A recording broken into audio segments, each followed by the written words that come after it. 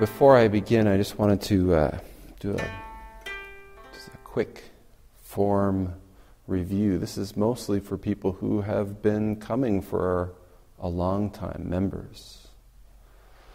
When you're entering the zendo, when you're walking towards your seat in the zendo, you should have your hands palm to palm in gasho.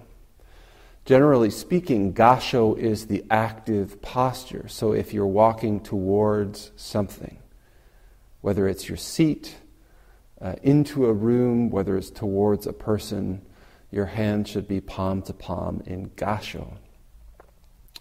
The other posture is sashu, which is the passive hand posture, the one that we use in walking meditation.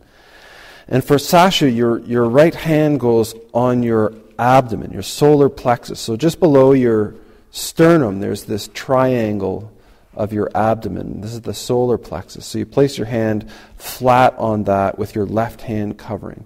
So your elbows are kind of up.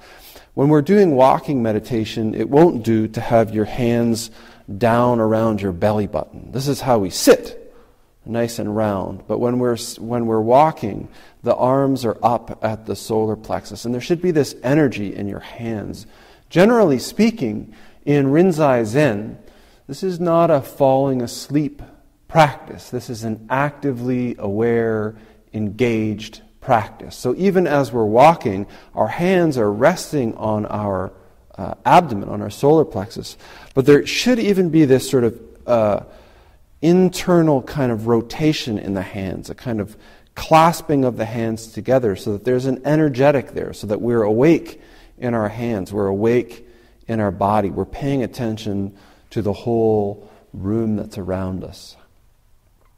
And so when we're leaving, when we're walking out of a room or away from a person, or when we're just, say for example, at the temple and nothing's happening, we're just walking from point A to point B, the hands are in sashu.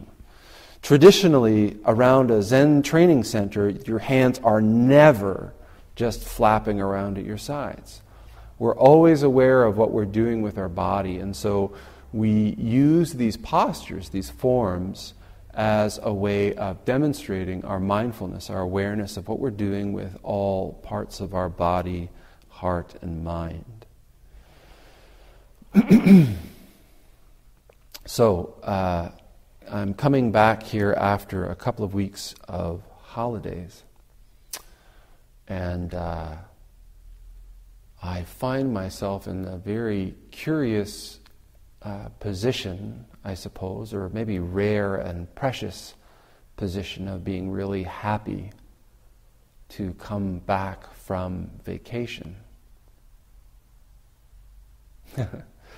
I think a lot of people spend their lives working very hard to make money so that they can have the resources, so that they can have good weekends or good holiday time. And I feel very blessed that for me, I spend a lot of my time and energy, I guess not making money, but developing a community, developing a practice, which is, I have come to love deeply. I've come to feel very at home in. So much so that vacation time to me seems this very strange thing where I remove myself from my community and my supports and spend time not working on this thing that I love so much, on this practice and this community. It's a very strange thing. And coming back into it, coming back to this Tuesday evening and engaging in practice with all of you, immediately I feel buoyed, supported, energized. And it reminds me of something that I often talk about during the Fundamentals course, which is a course we do at Zen West.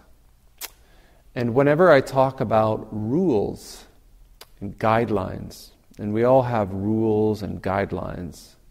And in the form, we have all kinds of rules and guidelines. And particularly at the beginning of Buddhism, the ordained monks had a couple of hundred rules and guidelines. And of course, a lot of them had to do with not having stuff. Each of the ordained members of the Buddha Sangha had a very specific list of things which they could possess. A few sets of robes, a water bottle, a razor, things like that.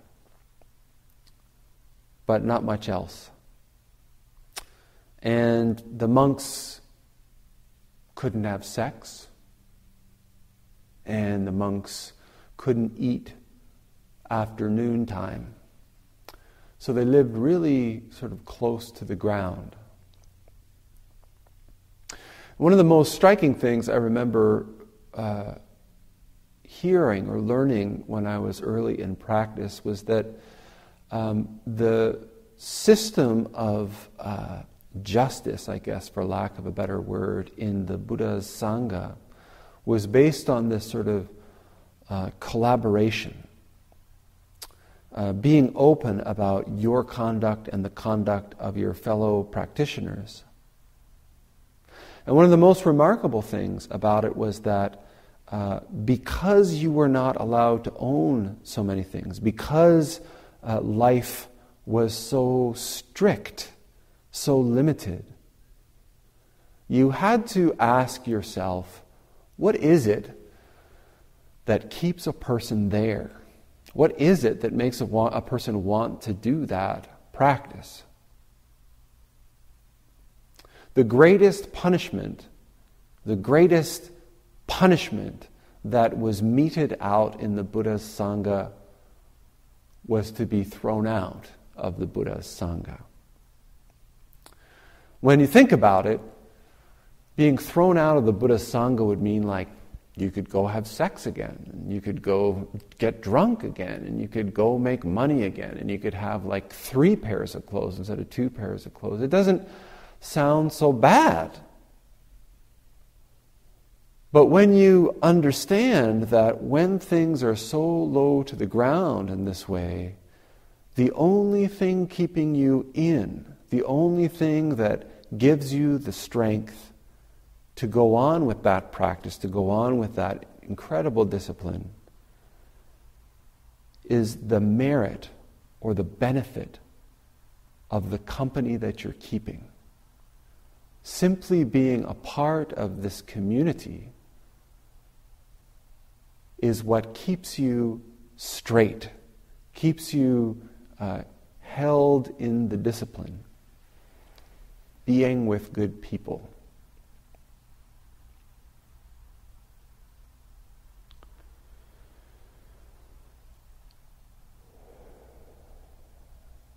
One of the things that I have to say about this community that we practice in is that spending some time away from it, really being forced to spend some time away from it. I have this wonderful board that gives me trouble if I don't take vacation.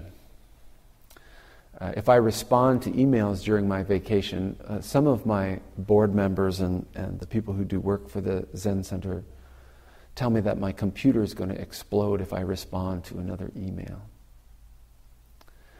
But one of the things that I really realize is the value of community and the preciousness of this community that we have spent the past,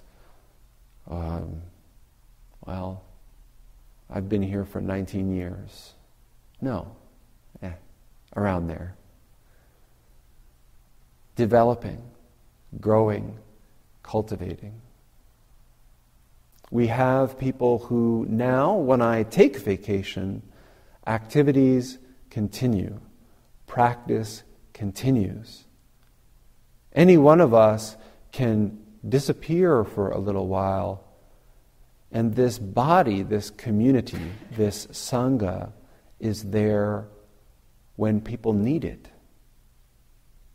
This treasure of Sangha is there to provide a place, to provide a practice, to provide support when people want to engage in practice. And this seems a small thing. I think it's something that's easy to overlook in our culture today with blinding fast download rates and big screen plasma TVs and things like this. Just a group of people that are willing to sit down, shut up, and be there with you as you investigate the nature of your own mind, the nature of your own heart, the nature of this very cosmos.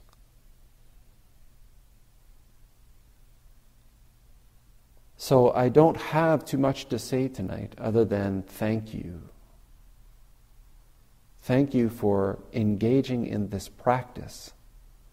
Because when I come down to it, what I see in this room and in this community is a group of people who are willing to sit, to investigate, to practice for the benefit of all of us together, this whole world.